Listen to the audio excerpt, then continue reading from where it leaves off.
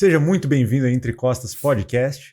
E hoje, eu, Henrique Trajano de Moraes Costa, sou médico, minha área de atuação é saúde mental e estou aqui com o...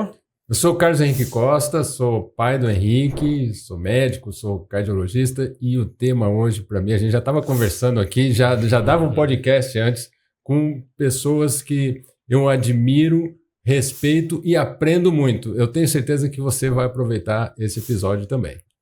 E hoje o podcast é especial. Todos os podcasts são especiais, né? Mas hoje esse tema tem um carinho a mais, que é a dependência química, né, doutor Carlos? É verdade. O tema tem essa característica, esse carinho que você disse, mas as pessoas que estão aqui hoje também são pessoas especiais para a gente. São pessoas especiais porque são referências no assunto. Né? São referências e a gente já estava dizendo aqui de alguns dos perfis, né, da Alessandra: intensidade, cuidado, ensino, pesquisa. E vocês vão ver, né, o poder dessa nossa amiga que está conosco entre costas hoje. E hoje, então, a Alessandra Gil e o Júlio estão entre costas. Tudo bom, Alessandra? Tudo bem, obrigado pelo convite. É um prazer estar aqui com vocês e com o meu amigo Júlio. Alessandra, se apresenta um pouquinho rapidinho para a nossa audiência. Então, eu me chamo Alessandra Gil, sou psiquiatra de formação e as minhas duas áreas de atuação são a dependência química e a sexualidade, né? E hoje, né, além das várias mil coisas que eu faço, né, sou membro do Conselho Consultivo da ABAD, que é a Associação Brasileira de Estudos de Álcool e Outras Drogas, do qual o Dr. Carlos também é membro, e a gente, né, trabalha muito lá para que a informação, a ciência, a educação e principalmente esse network que é tão importante, né, nessa nossa área, que a gente às vezes se sente tão sozinho, né, quando as coisas não vão tão bem, e eu ter um colega, um amigo, para justamente eu dividir essa angústia, perguntar o que eu faço, o que você está usando de remédio, o que você está fazendo, o que tem evidência, o que não tem, nos ajuda muito. Essa área da dependência química, do tratamento da dependência química, das doenças relacionadas ao uso de substâncias, é muito interessante que a comunidade, né, esse senso de comunidade, os relacionamentos, as amizades são muito fortalecidos. E hoje mesmo a gente trouxe então o Júlio também para falar sobre um pouquinho sobre isso com a gente, né, Júlio? Tudo bom? Muito bom. É uma alegria, né, estar aqui com vocês entre costas, e mais alegria ainda de estar com a minha amiga Alessandra, né? Uma pessoa que me inspira muito também dentro dessa área. Eu estava pensando hoje, né? A gente esteve num evento da ABAD, e pensando de que quanto é bom estar com os seus, né? Quando você está num ambiente que está falando sobre aquilo que brilha seus olhos, que faz seu coração bater mais forte, no sentido de entender dependência química, não só como um ex, né? Mas poder entender o que isso tem feito, não só fez na minha vida, mas na vida de tantas pessoas, né? Então, também estou nessa área de dependência química há 20 anos. Hoje eu sou terapeuta, né? Sou discente de psicologia, sou voluntário do grupo de Amor Exigente e tenho aprendido também a crescer, não só por falar de dependência, mas de encontrar ferramentas e pilares que ajudaram no meu processo de recuperação, mas também tem ajudado outros, né? Então, para mim é uma alegria falar sobre dependência química comigo, vai horas aí pra gente, e é um assunto que eu gosto demais, né? Doutora Alessandra também é ex-presidente da ABAD, né? Sim. Falando um pouquinho da ABAD, né, a Associação Brasileira de Estudos de Álcool e Outras Drogas, e a Alessandra, outro dia eu estava vendo um vídeo da Alessandra definindo e apresentando a ABAD. E é interessante como na ABAD não é só de médicos, são diversas disciplinas que se unem com o objetivo comum de estudar, aprender e oferecer um caminho de recuperação, né? Claro, né, Carlos? Acho que a gente, quando fala em dependência química, a gente tem que ampliar esse olhar pensando que é uma doença complexa, né? Crônica, progressiva e fatal, como os alcoólicos anônimos nos ensinaram, mas a gente tem que olhar ela dentro de um espectro que vai desde a prevenção ao tratamento até a recuperação. E óbvio que para a prevenção nós precisamos dos pais. Nós precisamos dos professores, nós precisamos dos educadores, dos pediatras, dos psiquiatras da infância, né? No tratamento, uma série de outros profissionais, porque essa doença complexa que afeta tantas áreas da vida do indivíduo e que a gente vai precisar, vamos dizer, de tantas ferramentas ou tantos pilares, como o Júlio gosta de dizer, nós vamos precisar se unir e ter vários profissionais trabalhando nessa área. Então, acho que essa associação nos traz essa riqueza, né, de poder incluir pessoas de diferentes saberes e, sobretudo, respeitando esses saberes. Os saberes do Júlio, que é importante, que passou por esse processo. Obviamente que eu posso conhecer tudo sobre dependência química, Júlio, mas eu jamais vou saber exatamente aquilo que você sentiu e passou no dia a dia, lá naqueles tempos terríveis, anos atrás, né? Assim como, né, uma família que viveu isso no seu dia a dia e vive ainda os horrores da adicção ativa. Ou as alegrias, né, de ter um filho em recuperação. Isso eu vejo todos os dias, e como eu estava dizendo antes aqui, eu sou uma pessoa que gosta de colecionar sucessos, né? Então, os sucessos são justamente esses meus troféus, que são as famílias que entram em recuperação e os pacientes que entram em recuperação. Então, antes da gente começar esse papo, que já tá quente, quentíssimo. já tá quente, já levantou um monte de bola pra gente chutar, eu queria convidar você a compartilhar esse vídeo com o máximo de pessoas, porque todo mundo conhece alguém que tem problema com o uso de substâncias. Então compartilhe com essa pessoa. Esse vídeo não é para julgar. Pelo contrário, a gente trouxe pessoas que olham do oposto, né? O olhar oposto a esse, do julgamento. E sim convidar para uma caminhada de sobriedade. Então compartilha com o máximo de pessoas esse vídeo. Deixa o like. Se você está ouvindo pelo Spotify, deixa 5 estrelas no perfil do Entre Costas também. Ajuda muito a gente. E deixa um comentário nesse vídeo também. Fique à vontade para não quebrar o seu anonimato. Fique à vontade, você também. Bem legal isso que você falou, Henrique, das pessoas. Eu tenho certeza que esse tema interessa a todo mundo. Eu ouvi também a Alessandra Dil falando, quando ela lembrou dos sobrinhos, ela falou da importância da prevenção. Então, certamente você tem um sobrinho, você tem um filho, você tem um amigo, que a gente precisa levar esse tema da questão dos transtornos de uso de substâncias para a prevenção, o tratamento e o acompanhamento daquele que precisa da recuperação. A gente estava conversando com o Dr. Bruno Colontoni, que ele é médico do estilo de vida, né? E ele estava falando que um dos pilares é prevenir o uso de substâncias, mas eles estão pensando em mudar esse termo de substâncias para tóxicos e incluir, por exemplo, telas, né? Mídias sociais como tóxicos, porque geram uma adicção também, né? Hoje a gente tem falado mais em dependências comportamentais ou dependências no plural, né? E porque não são só as substâncias químicas. Eu não sei se tóxicos eu acho que ia ser um termo, porque a gente já passou por esse momento, principalmente a escola francesa usa o toxicomania.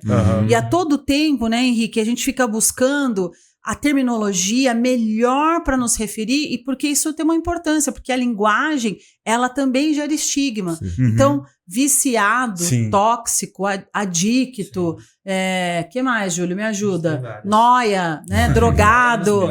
Então, isso tudo a gente tem cuidado, rótulos, né? Para que esse rótulo não aumente o estigma, porque, não sei se vocês sabem, mas 41% da população brasileira tem ódio ou antipatia de conviver com o usuário de drogas. O processo de recuperação, ele passa por esse viés de preconceito e estigmas, e é difícil, porque recuperação, às vezes, você chegar nos ambientes, né, e você está lidando já com esse desafio do processo de recuperação, que é lutar com seus próprios fantasmas ali, e você tem que se deparar com essas realidades sociais, às vezes, de rótulos, né? Isso é uma parte muito difícil, porque, assim, a família, ela já conhece de cor e salteado como esse dependente funciona.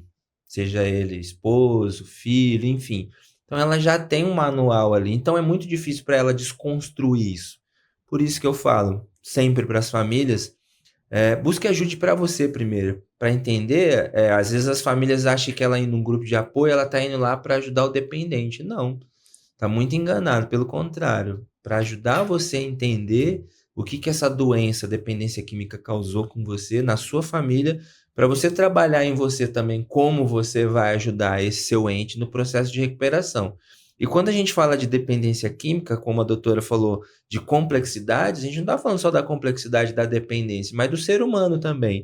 Então, quanto mais ferramentas e pilares você tiver, porque assim, nós não somos indivíduos únicos, né? Tipo assim, um tratamento que deu certo para o Júlio numa comunidade terapêutica, enfim, não deu certo para um monte de gente, até porque na minha triagem entrou 12, só ficou eu. Então, assim, não adianta ter uma linha de raciocínio e querer enfiar todo mundo no mesmo lugar, né? Por isso que eu acho que a importância de ter esse olhar para várias coisas, né? Para dizer assim, não, para você, de repente, por aqui pode ser melhor esse processo. Ô, Né? Júlio, e voltando para essa questão do estigma, eu fiquei pensando, você está há 20 anos em recuperação, você ainda percebe o estigma? Muito, porque uma grande realidade minha é que eu não saí do meu município, por exemplo, eu usei lá, aprontei muita coisa, então quando eu voltei, graças a Deus eu tive esse acolhimento, principalmente de um pároco, que era o padre Cláudio Romano, que ele me acolheu e me inseriu. Essa ação de inserção novamente na sociedade do indivíduo como eu, que chegou com 27 anos, sem qualificação profissional, né, sem qualificação na área de estudos, enfim, como você vai recomeçar a sua vida é muito complexa. E aí, se você tem essa rede, né, de apoio para poder te ajudar nesse processo de inserção, e assim, eu trabalhei na prefeitura, né, tive apoio do prefeito na época, até trouxe uma comunidade para minha cidade, criei grupos de apoio, trabalhei com vários projetos. Então, mesmo assim, existia muitos estigmas, né? De dizer, quem que é esse cara? É ex-dependente, isso e aquilo, até dentro da minha própria comunidade da igreja, né? Quando eu ia lá em cima para fazer uma leitura, então eu tenho um biotipo, as pessoas olham, né? Porque, de repente, para ser aceito dentro da igreja ali, você tem que ter uma vestimenta, você tem que ser se comportar de alguma forma. E isso não tem muito a ver, porque, na verdade, é dentro que fala, né? Como você tá, como tá a sua realidade. E eu sofro isso até hoje, né? Ô, Júlio, eu queria entender, a gente estava conversando um pouquinho antes de começar o podcast sobre isso, mas as pessoas talvez não conheçam a sua história, e você comentou que começou muito cedo a usar. Exatamente. Quantos anos que você falou que começou? Eu estava aqui na Zona Leste, né? Na cidade de Tiradentes, a maior Coab da América Latina. Então a gente teve um processo de dificuldade na época, meu pai saiu de casa, e assim, na minha rua, o meu ambiente, aquilo que eu estava falando um pouco antes da importância do ambiente, o meu ambiente era isso, né? Então meu pai saiu como referência, a gente passando uma situação ali de fome, de miséria, toda aquela situação, e na minha rua, tráfico de drogas, né? Então na época entrou como essa referência paterna um traficante, que me pagou uma paçoquinha e uma tubaína, né? Essa reportagem saiu até na UOL. Então, assim, ele me conquistou ali e, de alguma maneira, ele me deu atenção, proteção, né? Querendo ou não. E aí foi onde eu entrei para esse caminho e fiquei até os 27 anos. Então, sofri todas as consequências, porque eu não tinha essa consciência de onde que a dependência ia me levar, da onde que a droga ia me levar. Vocês falaram um pouco, assim, da importância da prevenção, mas, de repente, por exemplo, eu não tenho na minha família. Mas um dependente, ele não vai causar essas situações de desconforto só na própria família dele, na própria sociedade, que a gente vê os índices aí, né? De criminalidade e tantas outras coisas que é fruto, muitas vezes, do próprio uso de drogas, tráficos, enfim. Mas essa minha história tem um pouco a ver com isso, né? De vir de lá e graças a Deus eu consegui, mas assim, vários dos meus amigos não conseguiram, né? Passar por essa fase. E assim, hoje estar aqui sentado para vocês falando sobre isso, para mim é uma alegria, né? Poder contar uma história de sucesso, porque ela é uma história de sucesso, porque sucesso eu interpreto de algo que era muito difícil e não é fácil, porque nós não estamos falando de curar a droga, a dependência química. Nós estamos falando de curar uma vida de abandono, de maus tratos, de estigma social, porque por conta da droga eu cheguei preso, fugi da cadeia, eu não tinha documentação. E nesse meu processo de recuperação, que eu gosto muito de recuperação por isso, que eu olhava para minha história, eu não tinha onde me agarrar. Eu não tinha, por exemplo, da onde eu vou começar ou recomeçar minha vida novamente, né? Porque a gente fala de reinserção, mas eu não estava inserido em um monte de coisa, entendeu? Então, era um processo de inserção em alguns aspectos para mim também, né? Primeiro, eu queria entender como que foi esse início. essa pessoa praticamente te adotou, né? Sim. Assumiu um papel paternal, uma Sim. figura, né, masculina. Mas ele mesmo te ofereceu a Não, primeira na verdade, vez? quando você estava num ambiente de uso, né? Na verdade, eles nunca quiseram me dar droga. Eu lembro que, infelizmente, a primeira droga que eu usei foi o crack, né? Foi na época dos anos 90. Não parece que eu tenho 48, né? Obrigado. O esporte tá te salvando. O esporte tá te salvando. Mas assim, Tá no shape. era nos anos 80 e pouco, o crack estava chegando muito E o forte em São HIV Paulo. AIDS também, nessa né? época, muito forte. E um dia eu fui pegar droga em algum determinado lugar para esses rapazes e tal. E aí o cara colocou assim no cachimbo, assim, para mim, experimente isso aqui e tal. E tipo assim, eu lembro até hoje, eu tava ventando, frio, né, à noite de São Paulo. Eu abaixei ali na cantina da casa, experimentei aquela droga. Tipo, a hora que eu soltei aquela fumaça, assim, me deu uma sensação de prazer tão grande. E ao mesmo tempo, ela me afastou dos meus medos, das minhas angústias, a falta do meu pai, um monte de outras coisas. Então ela foi meio que uma fuga para mim sair daquela realidade que eu estava vivendo.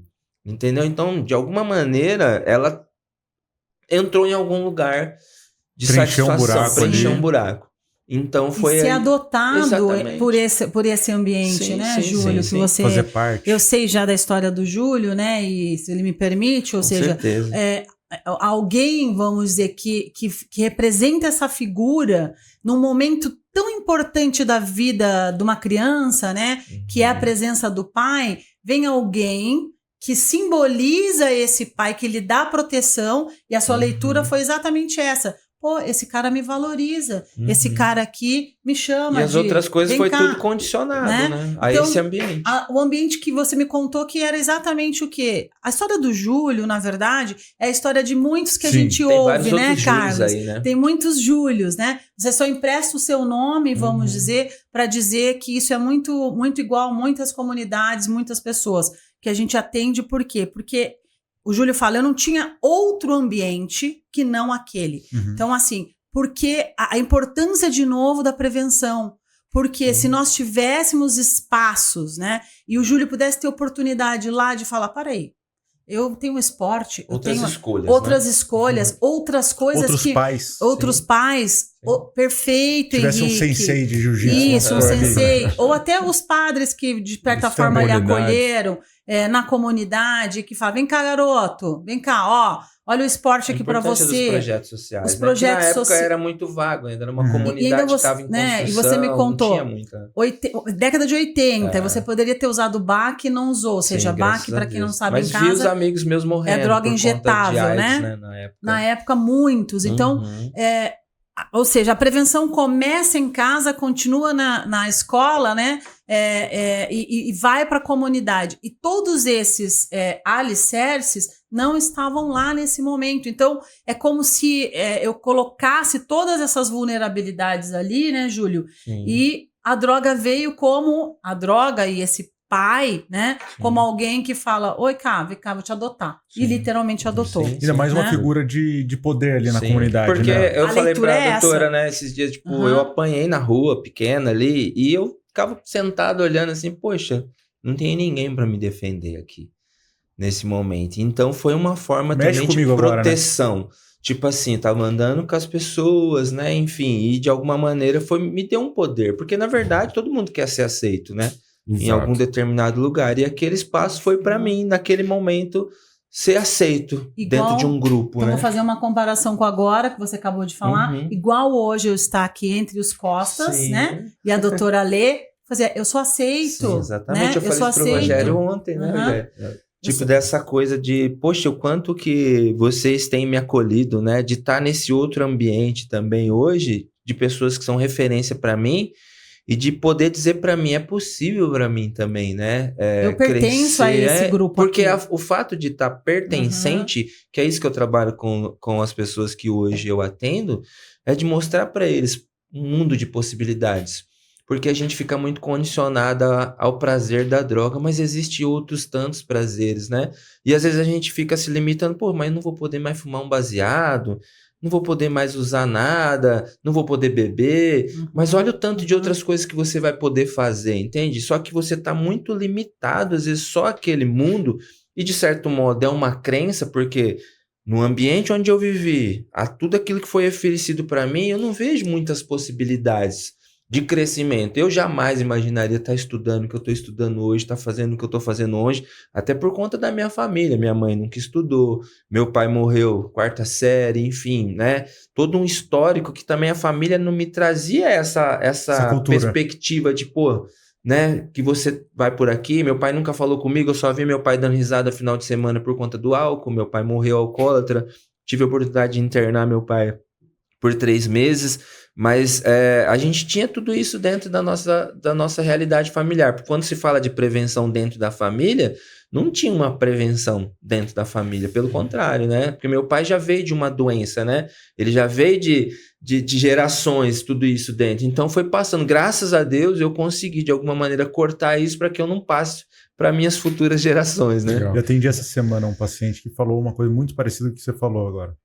Que ele veio me questionar, ele está no início dessa caminhada, tal, ainda não está abstêmio, mas ele veio falar, cara, eu nunca mais vou ter aquele prazer que eu tive da primeira vez que eu fumei. Eu falei, não, você nunca mais vai ter.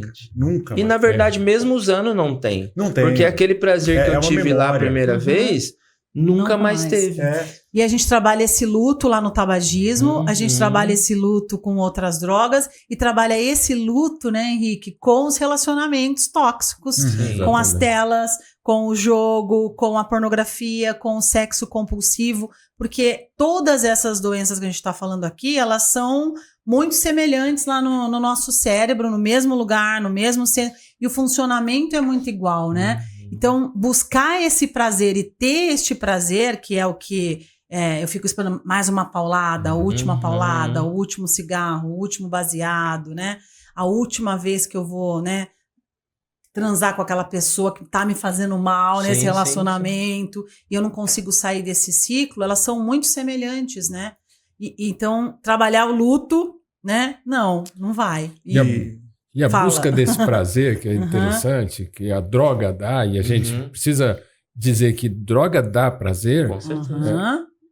Ela tem uma origem. Muitas vezes, como no seu caso, que foi aquele vazio de proteção, um vazio afetivo, um vazio de amor. Então aí a gente volta... uma falta já muito grande. Não é? Eu ouvi a expressão de uma paciente com alcoolismo recente, falou, eu tinha um vazio.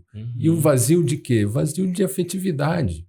Então, de novo, a gente olha para a questão do ambiente que pode ser facilitador ou protetor. Então, eu queria, Alessandra, que você comentasse um pouquinho disso. Como é que o ambiente social, e aí o ambiente social é uma responsabilidade de todos nós, como que a gente pode atuar para que esse ambiente social seja protetor? Adorei quando você fala que é uma responsabilidade de todos nós. Eu acho que é uma responsabilidade coletiva.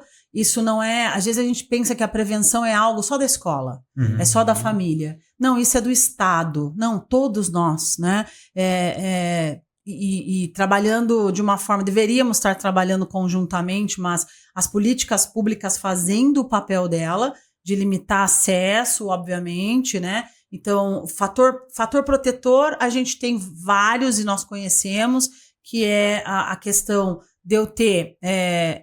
esse ambiente de amorosidade, de pertencimento, de ter projetos de vida. Hoje eu fico muito preocupada quando eu atendo adolescentes e eles não falam para mim assim, tá, todo adolescente ele o adolescente, vamos dizer, que está num processo normal do seu desenvolvimento, ele vai dizer o que pra gente? Eu quero mudar o mundo, eu quero fazer a diferença. Megalomaníaco, né? A gente sabe que tá bom, mas, ou seja, esse é o adolescente que quer construir, que quer fazer, que quer mudar, que revoluciona. Ele acha que ele vai ser a diferença no mundo. Que legal, é isso mesmo que nós queremos. Agora, aquele adolescente que já nos diz, não, tá bom assim pra mim. O paciente do Rogério, que ele me contou hoje, que ele foi trabalhar um dia, tô muito cansado já, trabalhei hoje muito, né?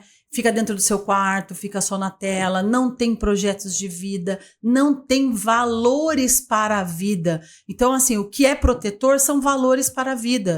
E valores para a vida, nós temos vários, desde a espiritualidade, religiosidade, a família, a religião, o esporte. Me ajuda aí, Júlio, o que mais? Você pertencer, Sim. você acreditar que você vai fazer a diferença, o respeito, a amorosidade, O estudo, o né? estudo, né? É um conjunto de é um coisas, conjunto né? de coisas que vão proteger.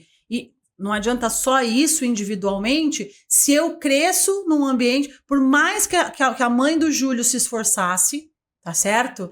Com todos esses valores, vamos supor que fosse ao contrário, isso ainda seria muito pequeno para mudar esse cenário. Se lá na minha rua, né, eu tenho uma oferta de droga, de bebida imensa. Sim. Então, isso é parte do poder público. Se eu não tenho uma escola que me busca, me procura e fala, não, aqui é seu lugar, garoto, você vai estudar, porque estudar é bacana e eu tenho, né, tesão por estudar e por aprender. E os fatores de risco completamente ao contrário disso, né?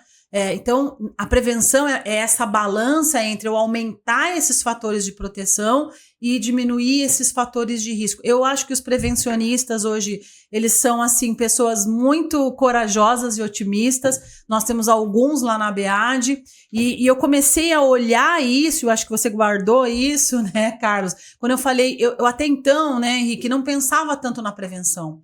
Eu falava muito no tratamento. Quando eu ganhei meus sobrinhos, eu falei, cara, eu não quero que isso aconteça com eles. Sim. E a minha perspectiva mudou em 360 graus. Eu comecei a olhar, opa, eu posso seguir com tratamento, mas nada vai adiantar se eu não olhar para a psiquiatria do desenvolvimento. Então, os transtornos que começam na infância, inerentes às crianças, transtorno de conduta, depressão da infância, ou doenças psiquiátricas outras, né? Se eu não tratar isso e a família, o entorno, eu vou ter o TDAH, eu vou ter um futuro candidato a vir usar substâncias na adolescência e na vida adulta e passar talvez muitas coisas que o Júlio e tantos outros passaram. Então, prevenção, eu acho que é extremamente difícil, mas eu não gostaria, né, de deixar aqui uma ideia pessimista, né, da gente de seguir acreditando e seguir acreditando que eu em casa posso fazer essa sementinha. Eu li, se vocês me permitem, eu li um artigo essa semana que foi publicado lá no site do NAIDA, que comprova a máxima que nós já sabemos, que é beber junto com os seus filhos não o protegerão. Porque isso eu ouço todo dia. Não, Alessandra, ele tem 16 anos, mas eu tô supervisionando o bebê. Bebendo em casa. Eu bebo com ele, porque beber com ele, eu tô ensinando ele. Porque aí ele bebe pouco. O mito do beber com moderação. Não existe consumo de álcool seguro. E este beber supervisionado com a família não protegerá seu filho. Então pronto, minha gente. Quanto mais eu postergar o uso, a experimentação de álcool e outras substâncias, principalmente o álcool, que hoje a gente sabe que causa aí inúmeros cânceres, né? E ter informação, mas só informação, Júlio, não é capaz de mudar comportamento. Então, durante muito tempo, os prevencionistas ficaram batendo nessa máxima que vamos fornecer informação, que isso vai mudar comportamento. E hoje a gente já sabe que não. Se eu não mudo o ambiente, de pouco adianta a informação, né? E você estava comentando, né, de uma coisa que eu acho que é a grande falha hoje do ensino do médico, que é ensinar doença. E aí que eu acho que é muito legal que você comentou da BEAD, porque é juntar com o médico todas as outras visões. E aí você pode ver, né, que você precisava olhar de outra perspectiva da prevenção. Porque só olhar para a doença... Só a doença, né? Por isso que hoje a medicina do estilo de vida é uma subespecialidade, né? E a gente tem se aproximado cada vez mais dessa área. E eu também ampliei esse olhar depois que eu fui trabalhar na indústria farmacêutica e olhar de como, né, as outras especialidades se interagem e como a gente vai ter que cuidar deste corpo, né? Que basicamente, né, Henrique e Carlos, está grudado nessa cabeça. Só que nós da saúde mental ficamos só olhando, muitas vezes, a cabeça, mas o sujeito está obeso e tudo bem, né? Ou a gente não é treinado, Henrique, para olhar isso, talvez, né? A gente é treinado para olhar segmentado o indivíduo, né? E olhar, nós da saúde mental principalmente, eu tolerava esquizofrênico fumar, né? Durante muito tempo, nos auges dos hospitais psiquiátricos. ele já tem Nossa. esquizofrenia, deixa ele fumar, tadinho, ele é portador de uma doença mental grave. Ou não, puxa, ele tá deprimido e tá obeso, mas veja, vamos deixar ele melhorar primeiro da depressão, depois a gente olha a obesidade. E tá aí, Júlio, com o pilar. Eu acho que você pode falar um pouquinho disso, Júlio, que é a medicina do estilo de vida, o que é a recuperação e o que você vem fazendo aí nesse processo de mudar o seu shape, né? É interessante, só antes do Júlio, a gente estava conversando antes aqui, e o Júlio falou dos pilares da recuperação dele, porque ele tem uma experiência de vida, ele encontrou um caminho e esse caminho teve alguns pilares. E muitos desses pilares são os pilares da medicina do estilo de vida. Isso está ao alcance de todos nós. Então, acho que muito bom. Você vai contar a sua história e vai mostrar esse caminho com esses pilares. Eu entendi 5 pilares para mim que são primordiais, né? Primeiro, quando eu saí da comunidade, como eu disse aqui um pouco, ter uma boa rede de apoio. Eu estou dentro de uma rede de apoio aqui, de proteção, e nos momentos de conflito eu sei aonde eu posso ir. Eu sei onde eu não vou ser julgado, eu tô com os meus iguais. Por exemplo, eu vou num grupo de amor exigente, eu posso falar dos meus desafios, das minhas dificuldades, eu vou ser acolhido, né? Então, essa é a importância da rede de apoio. Depois a gente vai para o autoconhecimento, né? E conhecimento, porque quanto mais eu conheço, por exemplo, a dependência química, no conhecimento eu estudo tudo isso, é como se eu fosse para uma guerra e eu não saber do meu adversário. O que a dependência causou? Eu tirei o vício, mas eu continuo me sentindo ainda comportamentalmente um drogado, porque eu continuava mentindo, eu continuava enganando, eu continuava traindo.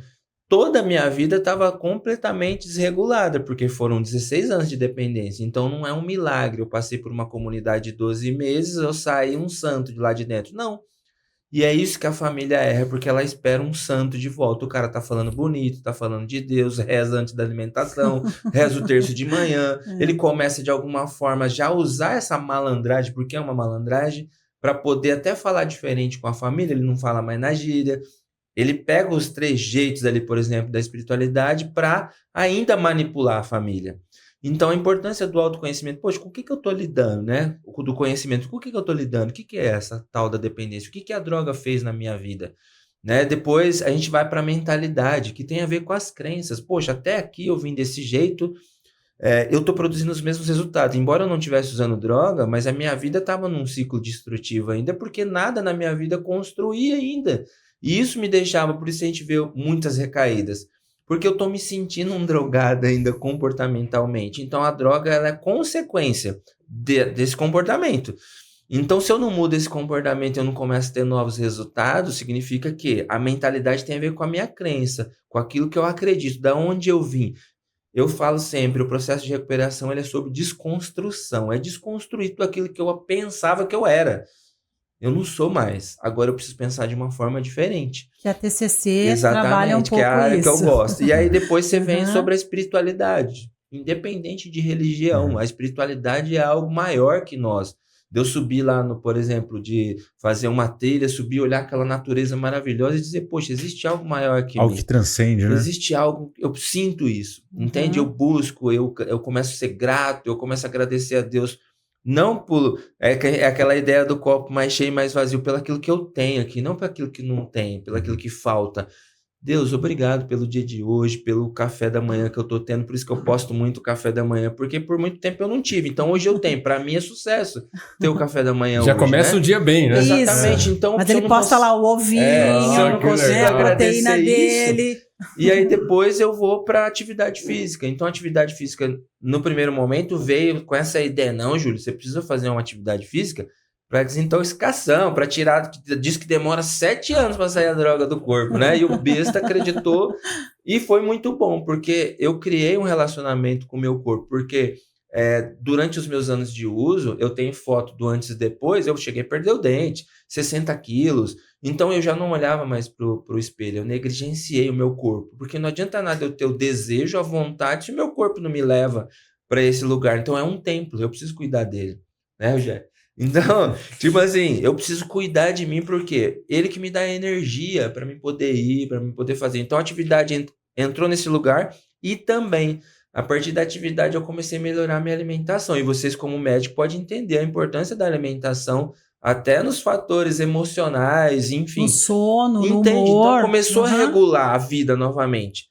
Entende? Então, a importância dos pilares. E lógico, depois a pessoa, esse deu certo para mim, a pessoa pode inserir várias outras coisas, mas eu acho que isso é parte importante da vida de qualquer ser humano. Eu não estou falando de um ex-dependente, mas se uma pessoa quer mudar o estilo de vida dela, se ela não está contente do jeito que ela se olha, do jeito que ela se vê, se ela não se ama, não se gosta de verdade, ela vai ter que começar a cuidar para aquilo, para ter novos resultados, entende? E para a gente viver mais, né? certeza. Isso também que caiu minha ficha, pessoalmente, enquanto pessoa, né? Porque eu tenho num processo de emagrecimento, mas eu ainda estou na obesidade 1. Ainda me faltam 17,5 kg aí para chegar né, numa normalidade sem riscos cardíacos aí, sem outros riscos, né? E isso demora para cair essa ficha, né? E de mudar essa consciência do seu corpo com a sua alimentação e com você mesmo. Então, ligando com o amor próprio, né? É uma máxima que a gente fala, se você não gosta de você, mas se você não consegue olhar isso, né? E como é que nós, médicos, vendemos saúde se nós não estamos... Como é que eu vou sentar aqui na frente de um sujeito e falar, você tem que emagrecer se eu tô gordinha? Mas eu vi vocês logo depois do episódio gravado, vocês foram pro carnaval. Exato. E todos, não vi nenhuma latinha de cerveja. E se divertindo e curtindo e Se divertindo alegres. muito, dá até inveja. Porque eu acho que eu me diverti com tanto. água mineral. Mas, Henrique, você sabe que eu sou abstêmia há muito tempo, e não porque tive problemas com o álcool, né? Mas porque decidi não beber mais, né? Por N motivos. Por saúde, por saber que álcool causa câncer, causa demência, né? Eu tenho já 2 pais com problemas neurológicos, eu falei, eu vou eliminar esse fator de risco aí para mim. Só que eu sofro inúmera pressão no meu dia a dia porque eu não bebo. Sim. Então, assim, a bebida, né? Eu tenho que dar desculpas para as pessoas porque eu não bebo. E eu fico assim, sinceramente, de cara, né? Porque eu tenho que ficar explicando e as pessoas... Mas tá legal? Tá tudo bem com você? Né? Você tá se divertindo? Remédio, as pessoas coisa? ficam perguntando se eu tô me divertindo. Eu falo, cara, eu tô me divertindo pra caramba. Eu não preciso beber para me divertir. Sim. Então, numa sociedade como a nossa, em que a bebida é quase que parte da refeição, que é parte da nossa cultura, né? É outro fator de proteção que nós vamos ter que começar a falar para as pessoas. Para aí, como é que eu cresço numa cultura que eu estou falando para os meus filhos que não é para beber se eu vejo o papai e a mamãe bebendo muito? E aquilo que eu falei do meu pai, essa coisa de que meu pai só estava feliz quando ele estava bebendo, entende? Então, tipo, associava a bebida à felicidade, né? Claro. E aí tem uma questão que você falou que é importante. Historicamente, o Brasil é modelo para o mundo do controle do tabagismo. Sim. E uma das medidas mais eficazes para a redução do número de fumantes no nosso país foi a proibição da propaganda do cigarro. E a questão do álcool, a propaganda é liberada e nós precisamos ter esse alerta de que a propaganda influencia culturalmente a nossa população, os nossos jovens, nossos adolescentes, nossas crianças. Claro. Então, esse é um mecanismo também que a gente precisa olhar. E eu gostei muito que, recentemente, a BEAD fez uma campanha dizendo que nós precisamos normalizar o ato de não beber. Sim. Eu falei isso no podcast com o Rogério Bosso. Então, a gente precisa divulgar. Se o nosso papel aqui entre costas é promover saúde através desse canal, a gente precisa dizer que a gente precisa normalizar o ato de não beber. E a gente não ficar, né, enchendo o saco, vamos lá, né, dessa pessoa que não bebe, né? Então, eu acabo, no final das contas, assim, falando, gente, eu tenho um problema com bebida, dá licença? Aí as pessoas, tá bom, né? Elas é que ficam constrangidas, né? mas sem dúvida, né? Esse é um movimento que vem crescendo no mundo, ainda timidamente, mas vem. E a indústria do álcool já percebeu isso e vem fazendo drinks sem álcool, o que eu não recomendo para você que tem problema com álcool, porque o comportamento está mantido. Sim. Então, tem um grupo do qual eu conheço aí que vem incentivando que as alcoolistas, mulheres, façam uso dessas soft drinks, ou a gente fala no low, baixo índice de álcool, que no final das contas é a mesma coisa. E se você, né, que parou de beber, né, porque tem problema com álcool, escolhe beber uma bebida sem álcool, pode saber que isso não é uma boa escolha por N fatores. Primeiro que este comportamento, que a habituação está mantida. Então, assim, só de eu fazer assim, ó, com gelo, e o Júlio sabe do que eu tô falando, porque a dependência química, ela tem rituais, ela é ritualizada. Assim como a recuperação, ela tem rituais, né, Júlio? Você levanta de manhã, corre, come a sua comida e tá. É um ritual. Quando você estava usando, você também tinha um ritual. O ritual de busca, o ritual do usar, e esse ritual de eu beber, de eu fazer meu baseado, tudo isso é ritualizado, também está presente. Então, não... E o prazer estava mais no buscar, às vezes. No buscar. Então, elas me contam isso, ou seja, só de eu estar segurando a taça e o copo, né, isso me acalma, me dá, como o cigarro, né? Eles falam muito do segurar algo que... Agora tem até um cigarro de metal, sem nicotina, para tentar desacostumar a pessoa a levar, e né? Aí não, exatamente. Mas é a mesma coisa. Ou seja, não, né, Carlos? Não funciona, né?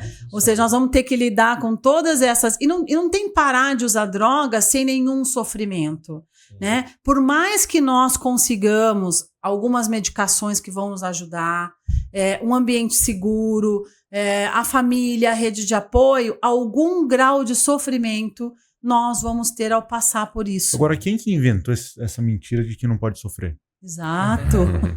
Perfeito. Porque hoje também nós estamos vendendo isso para as crianças, né? Aprender habilidade de como lidar com esses sofrimentos, né? Mas ele vai vir de qualquer maneira. E ele é fator de crescimento, né? É verdade. É o eletrocardiograma aí, né? Se não fica muito estabilizado, aí não tem sentido essa vida também, né? Perfeito. É importante, por exemplo, eu quero viver só sexta, sábado e domingo, mas a importância da segunda, da construção da semana, né? Dos desafios, para que sim, eu valorize meu final de semana, né? Porque senão, se todo dia for um sábado e domingo, não tem graça também. Júlio, primeiro que eu vi de você e depois da Alessandra também, a parte mais técnica da Alessandra, para você, experiência. Por que eu não posso fumar um baseado quando eu tenho problema? Por que eu não posso tomar só uma cervejinha? O que acontece? Qual que é o problema disso? A gente fala muito da questão da reserva, né? De que eu acredito assim, por exemplo, eu tinha problema com dependência, de alguma forma, né? Com as drogas, enfim. A partir do momento que ela falou, são os rituais, né? Se eu começo novamente, por exemplo, a beber, se eu começo a fumar um baseado novamente, consequentemente, o risco de eu ir na boca, buscar uma maconha, de repente, o risco que eu vou me colocar nos ambientes, querendo ou não, eu vou estar rodando nesse ambiente novamente. E essa ideia até hoje eu não vi funcionar. E até porque a maconha também, ela traz vários outros prejuízos para a gente, né? Então, se cognitivamente eu quero crescer, eu quero expandir, e eu fumando maconha, consequentemente, eu vou ficar sempre naquele ciclo, né? E eu não vou ver a minha vida dando resultados novamente. E aí, o que acontece? Eu acabo voltando para um ciclo de recaídas.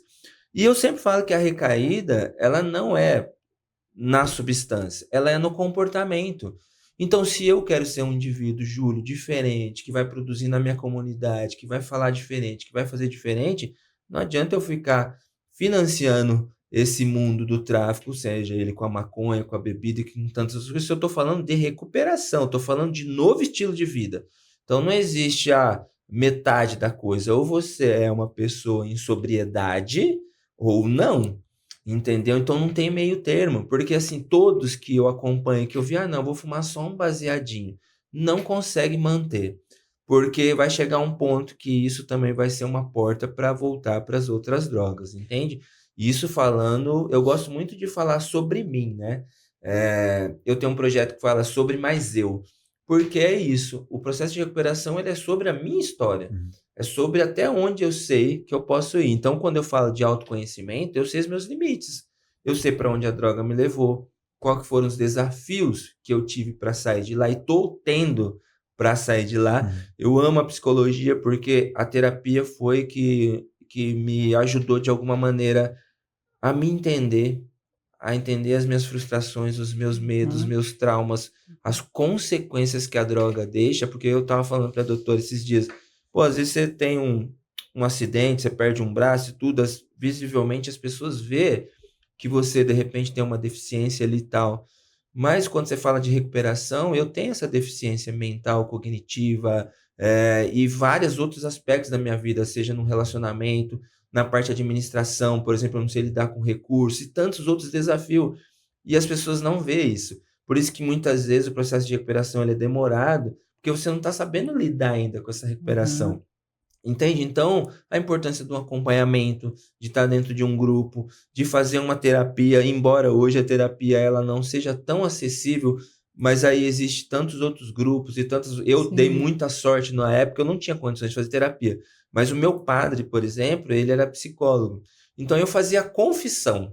A cada 15 dias eu batia lá, marcava um horário na paróquia e ia lá chorar com o padre. Para dizer assim, poxa, padre, eu tenho esse tipo de sentimento, esse tipo de dificuldade. Eu tinha muitos perdão ainda para liberar. Porque eu tinha situações, por exemplo, em relação à questão do meu pai. Por que que meu pai me abandonou? Eu tinha muitas perguntas sem respostas. Né? Então, quando eu fui para sair da comunidade, eu tinha muito medo, porque eu não acreditava que eu ia conseguir sair daquele lugar, entende?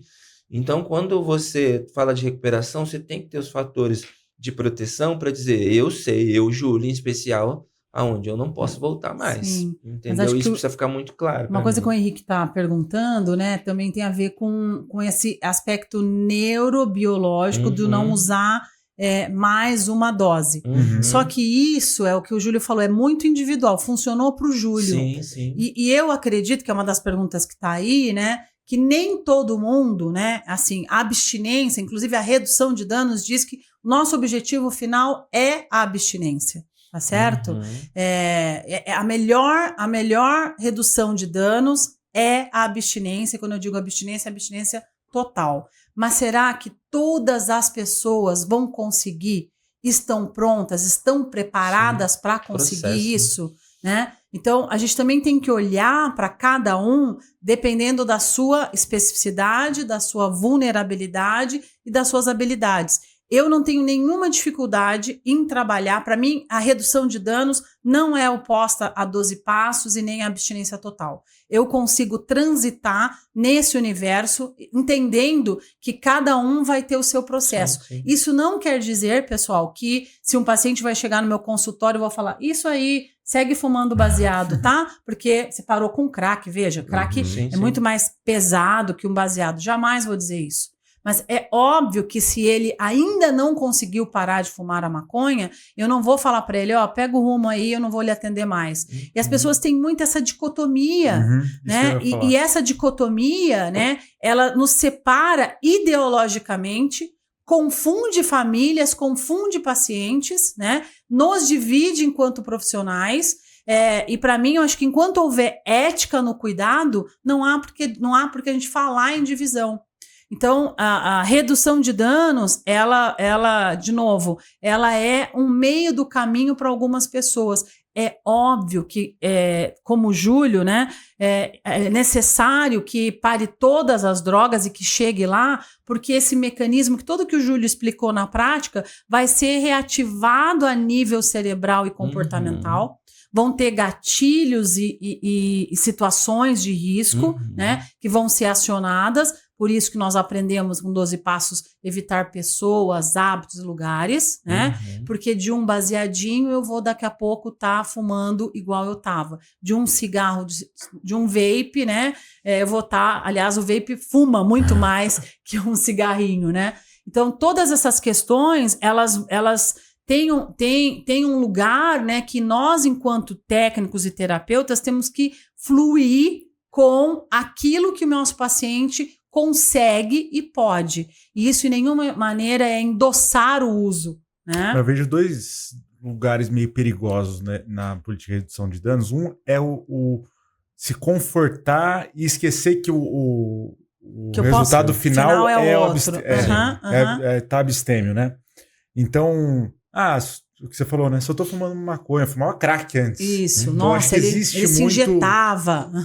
Existe muito esquecer que, não, o foco ainda é parar Isso. tudo. E também fica confortável pro paciente, né? É o que o paciente quer ouvir. Não, posso usar crack. Alguns, Eu posso usar exatamente, maconha, quer né? dizer. E assim, eu tive a oportunidade, né, de visitar muitos serviços fora do Brasil que trabalham com redução de danos.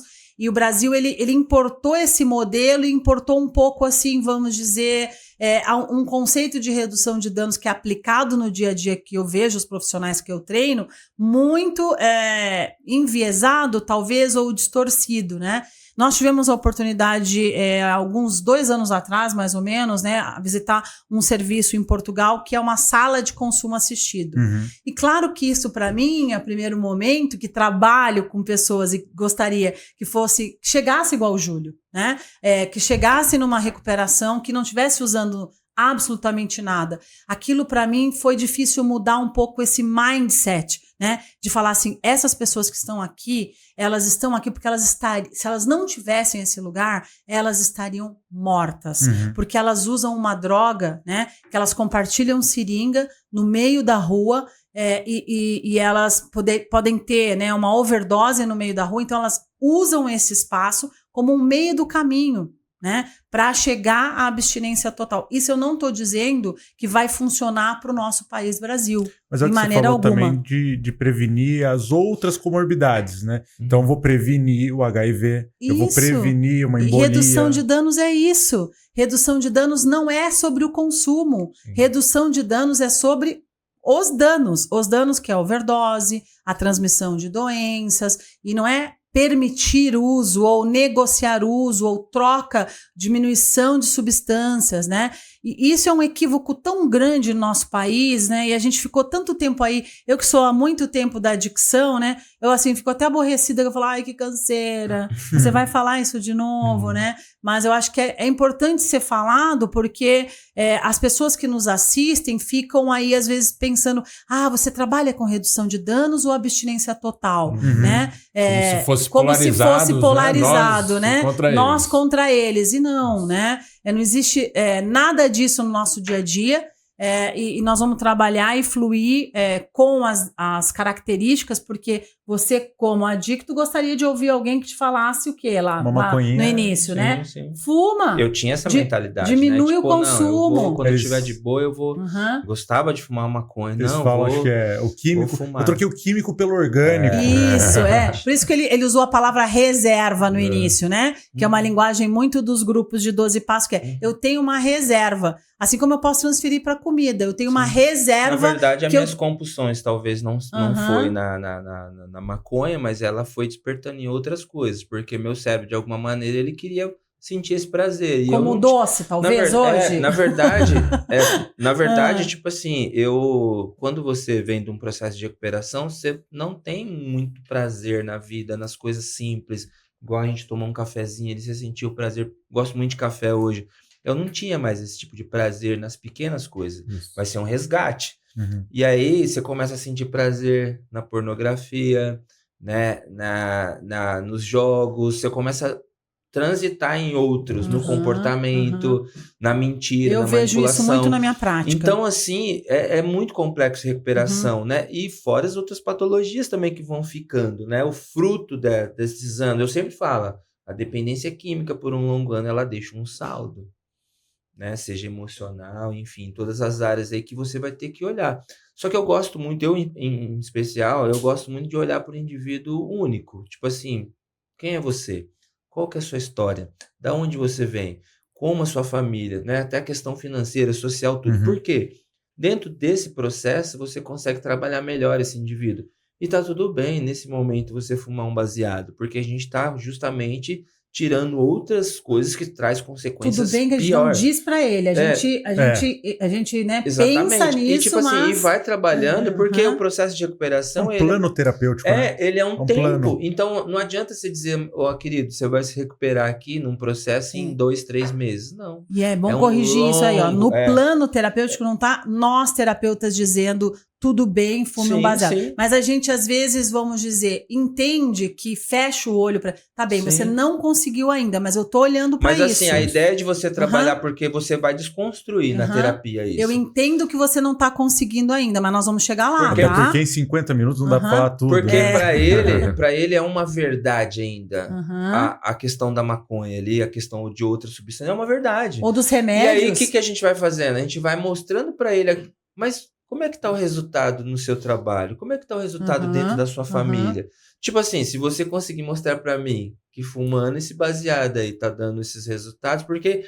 E aí, chega um tempo que ele mesmo vê que aquilo... Por exemplo, eu hoje, por que eu não bebo?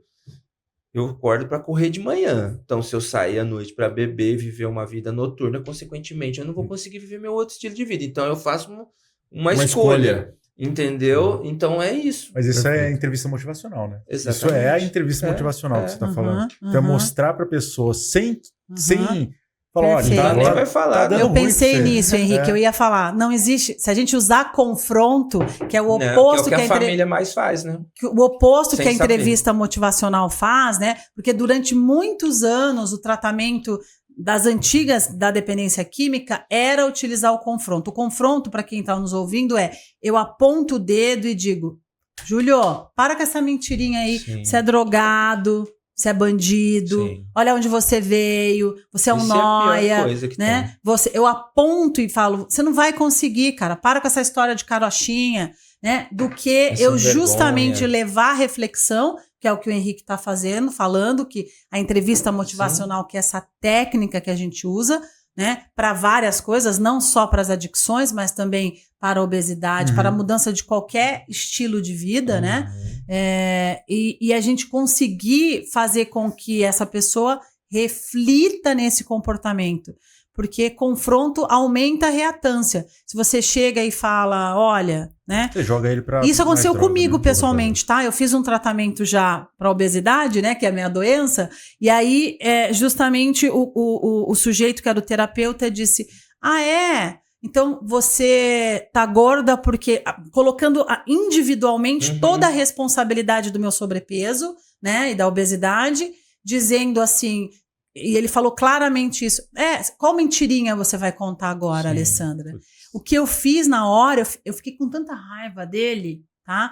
Que eu peguei, falei assim, eu não vou voltar. Acabou aquela reunião, eu só não saí aquela hora, porque, né, eu falei, eu vou respeitar, mas saiu aquela reunião e falei, eu não volto aqui, eu não vim aqui para ser hostilizada. Porque você já foi hostilizado lá na rua Você fora, já tá né, sofrendo Júlio? tanto, você já tá né? sofrendo, né? E aí você entra num lugar de cuidado e a pessoa te aponta o dedo. O que eu quero é não confundir acolhimento com passar a mãozinha e dizer. Isso. É diferente. Perfeito. Eu te acolho, mas para aí, ó, tem uma coisa aí A que, gente vai né? construir um caminho. E essa semana, até dentro disso que você falou, uma paciente relatou o seguinte fato, que ela estava no pronto-socorro e quando ela falou que fumava, o tratamento que ela recebeu do profissional de saúde mudou Para pior. para pior. Como se ela fosse culpada da doença e estando naquela condição por causa do cigarro e ela deveria ser punida por conta disso. Então, e a gente percebe, infelizmente, que muitos profissionais de saúde têm essa postura de culpar o paciente Pela sua doença, pela sua condição. Então, acho que isso também a gente precisa falar, tanto para os profissionais de saúde, quanto para os próprios pacientes, da gente mudar essa posição, essa mentalidade. Agora, isso daí é o que a gente estava falando um pouquinho antes de ligar as câmeras, que essa culpabilização é muito mais a incapacidade do profissional de deixar aquela outra pessoa abstêmia, porque eu não tenho poder nenhum sobre o Júlio. Se o Júlio quiser sair daqui e fumar um baseado, eu não tenho poder nenhum sobre isso.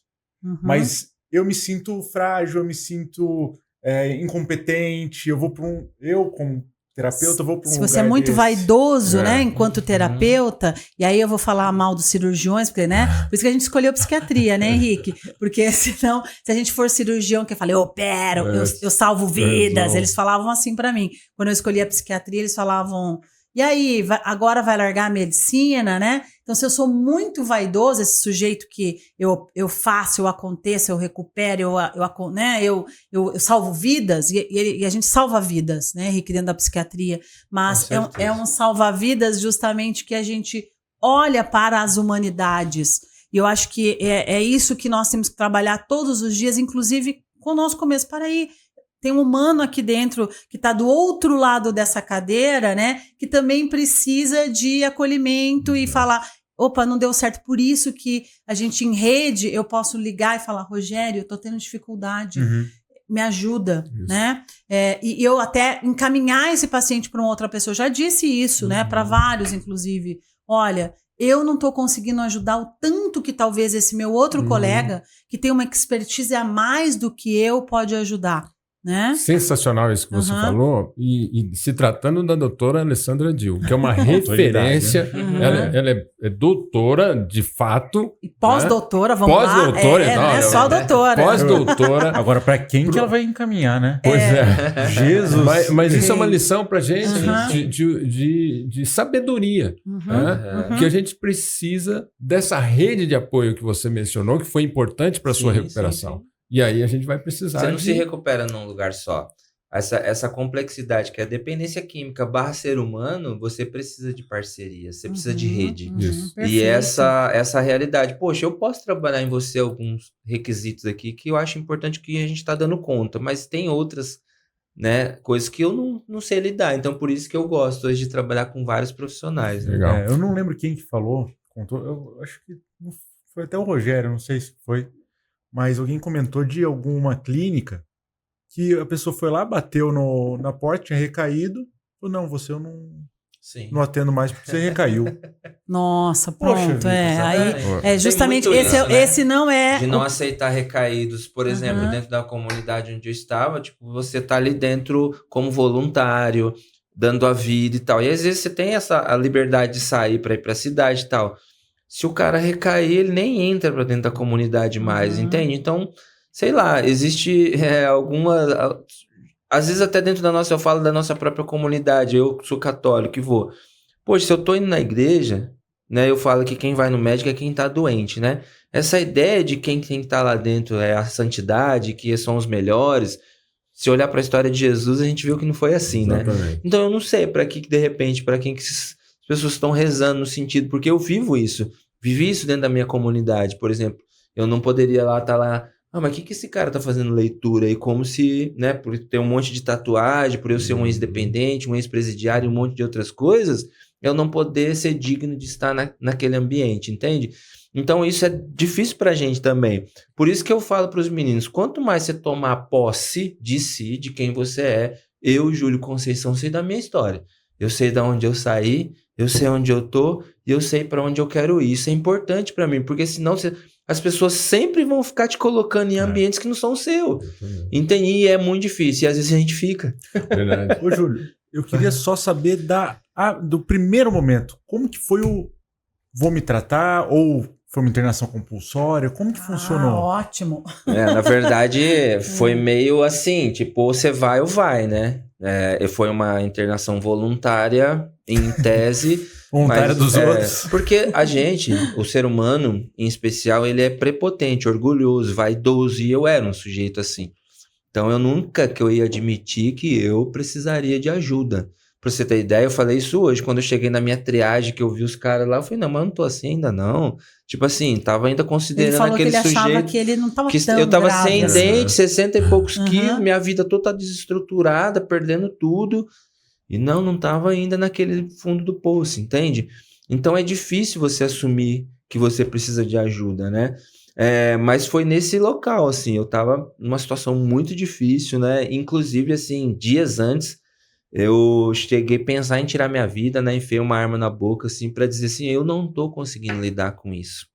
Eu não tô conseguindo. Na minha época, 20 anos atrás, não existia, na minha cidade principalmente, muitos grupos de ajuda, não se podia falar muito daqui. Eu vejo que hoje a dependência química ela é olhada mesmo com esse lugar de doença, né? Mas antes não. Eu era um sujeito vagabundo, não presta. Ela traz o estigma da dependência química e da droga, ela está muito associada à criminalidade. A moralidade. Então, assim, né? Então era difícil para mim assumir que eu era um doente dependente químico. E aquela coisa de andar de cabeça baixa na rua e as pessoas dão um nóia ali, ó, entendeu? Isso é muito difícil para você. E você entra numa depressão. Então você mesmo não acredita em você. Uhum. Como é que as outras pessoas vão acreditar? Mas graças a Deus, eu cheguei num padre, que é o padre Cláudio Romano, e eu sentei assim, eu nem olhava para ele, eu contei isso para ela, tava tão mal, que eu achava, poxa, eu tô perto de um padre, né, a santidade aqui e tal. E ele falou, Júlio, levanta sua cabeça, olha para mim. Aí ele leu a parábola do filho pródigo para mim, né? Eu já comecei a chorar, porque me remeteu ao meu pai, o pai que estava de braços abertos, contou toda aquela história. Eu conheço um projeto assim, tal, quem sabe você vai para lá. Ainda enrolei mais 7 meses ainda, contando aquelas histórias, pegava dinheiro para ir no médico tirar exame, eu gastava em droga, tava naquele ciclo. Foi muito difícil eu tomar essa decisão.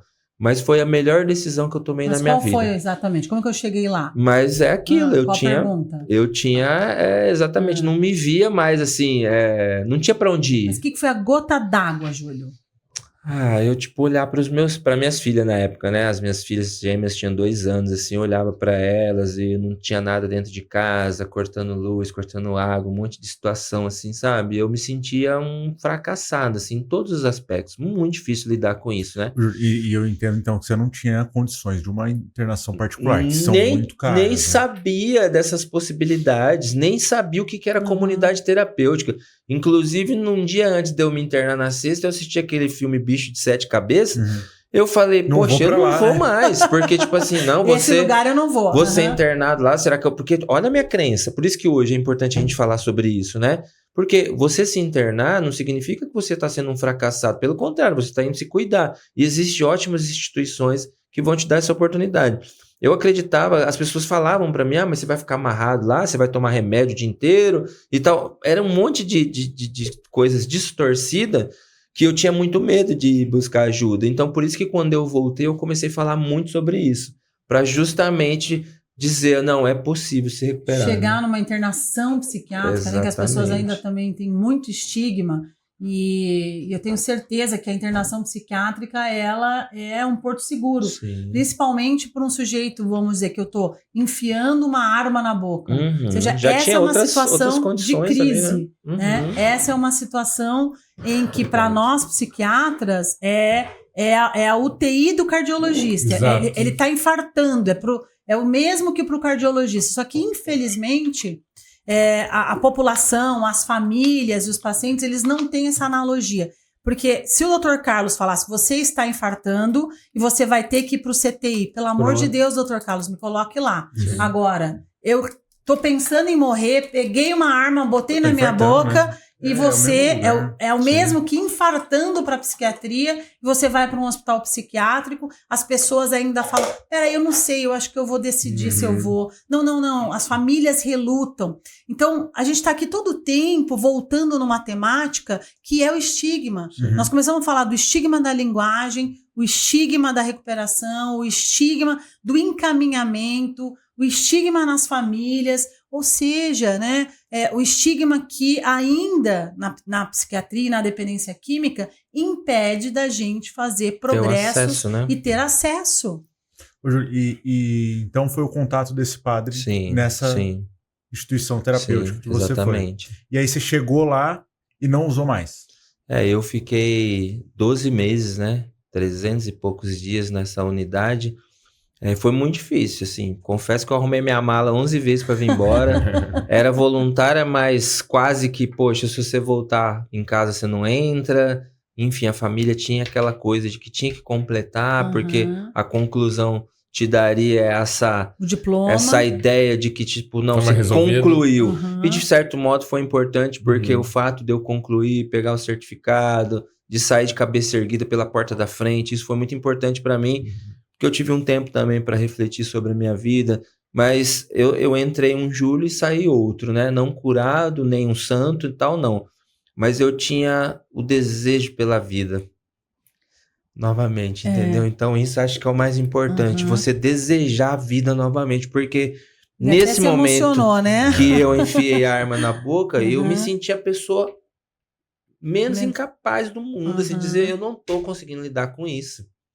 Entende? Eu acho que foi aí que quando eu completei 11 meses, eu falei, nossa, eu consegui. Eu falei, eu descobri um tesouro aqui e eu quero entregar isso para outras pessoas. Eu quero mostrar que é possível recuperação. Não é da onde você veio, é para onde você vai, entendeu? Uhum. E a veio sua fala? compartilhar aqui esse tesouro conosco, né? Exatamente. Que é dessa Com recuperação. certeza, né? agradeço, É um né, vocês pela privilégio, oportunidade. E a sua fala muito legal, né? Que é exatamente o que o Júlio está falando, da pessoa que quer parar de fumar e está no grupo. Qual que é a fala que você fala sempre, a frase? Eu digo que a pessoa chega no grupo com a mão estendida, pedindo ajuda, mas ele se compromete a estender a outra mão e oferecer ajuda. Sim. Então, E essas aí- duas mãos ocupadas, ela encontra o caminho da recuperação. Não tem mão Perfeito. nenhuma para levar a boca para fumar o cigarro, né? Porque você Uhum. se sente aquilo, a importância de você estar novamente na comunidade, porque esse padre, por exemplo, a gente começou um grupo de apoio, eu fui coordenador desse grupo 8 anos, depois comecei uma instituição, uma ONG, depois trouxe uma unidade dessa comunidade para minha cidade.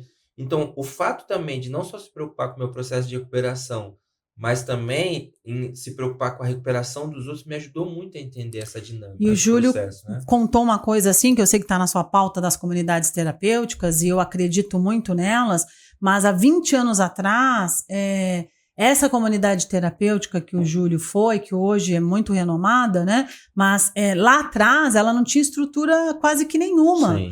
Porque, claro, as comunidades nascem muito da omissão do poder público, de um padre que é, às vezes, muito bem intencionado e que acha Começa ali. que está querendo fazer o melhor, mas ele não tem a técnica, muitas vezes lhe falta, em muitos lugares que a gente conhece hoje, que ainda desrespeita direitos humanos, Sim, né? Uhum. Então o Júlio conta de Castigo físico, com né? castigo, com punição. Isso não é comunidade. Uhum. E trocava um sofrimento pelo outro, né? Você tava sofrendo na rua e tá sofrendo no ambiente, só não tá usando droga. E isso, com certeza, é bom a gente desmistificar aqui, que isso não é comunidade. Comunidade terapêutica você não tem que não apanha, não colocado na vala, não é, né? Mas, claro, a comunidade terapêutica, ela tem um modelo que é baseado no modelo social dos pares.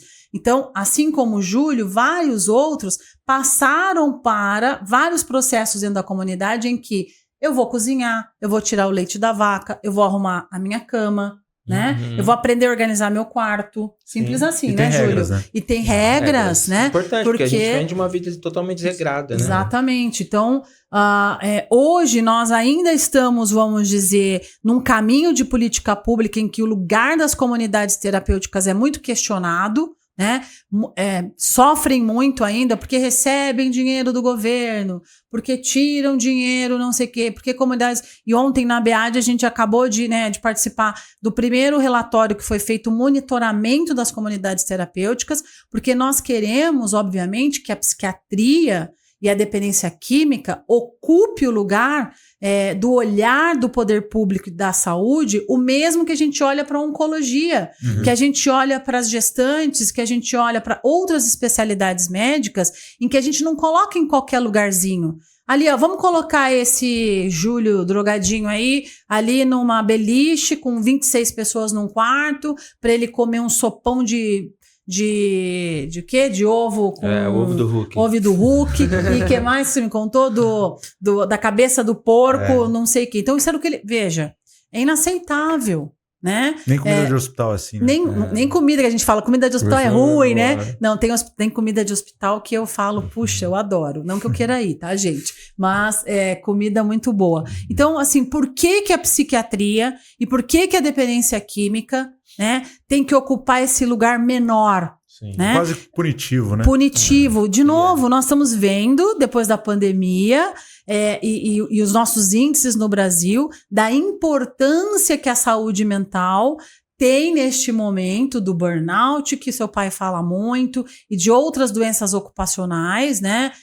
Crescendo no nosso país, especialmente, e que nós, enquanto sociedade, poder público, cidadão, vamos ter que olhar para esse fenômeno, vamos dizer assim, e falar o que nós vamos fazer com isso? Nós vamos seguir colocando o dependente químico em qualquer lugar? Mas tá gritando, principalmente aqui em São Paulo, tá gritando na nossa cara. É uma Né? questão humanitária que a gente não pode fechar os olhos. Nós Carlos. precisamos... E eu vejo a dependência química nesse lugar como uma crise humanitária, né?